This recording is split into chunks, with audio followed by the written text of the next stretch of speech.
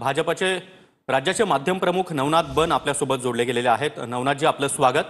आपण पाहतोय की गेल्या 20 मिनिटांपासून राज ठाकरे आणि देवेंद्र फडणवीस यांची भेट सुरू आहे। वर्षा निवासस्थानी ही भेट होतीये। यापूर्वी वांद्र्यातील एका हॉटेलमध्ये ही बैठक झालेली होती आणि आता थेट वर्षा निवासस्थानी बैठक। काय समजायचं, काय लक्षात घ्यायचं या भेटीमधून? देवेंद्रजी फडणवीस हे राज्याचे मुख्यमंत्री आहेत आणि मुख्यमंत्र्यांना एखाद्या पक्षाचा पक्षप्रमुख भेटत असेल तर त्यामध्ये वेगळं काही अर्थ काढण्याचं कारण नाही।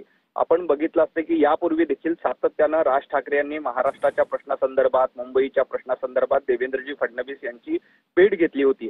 आपण ही गोष्ट लक्षात घेतली सातत्यानं हिंदुत्व भूमिका घेतली। हिंदुत्व कार्ड ते खेळतात।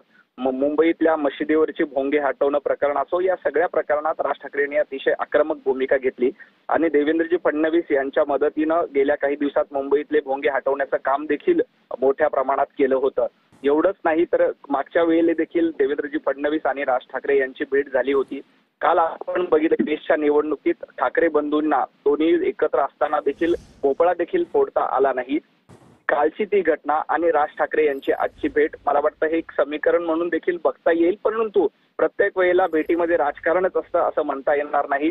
विकासाचे, मुंबईचे प्रश्न असतील, समस्या येणाऱ्या काळामध्ये एखादा प्रकल्प